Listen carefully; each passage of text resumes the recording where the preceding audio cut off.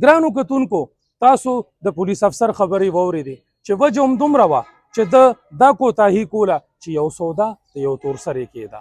بالکل دا غلطه ده، دا زموږ اسلام او شرع بالکل نه مني. خو د یو ورور فریاد هم تاسو واورېدو، دی کړی دی خو دی نن هم د هغه په غم کې شریک دی، بلکې د هغه په قبر باندې ولاړ دی او خفه دی. دا به څه کېږي مخکې به ګورو.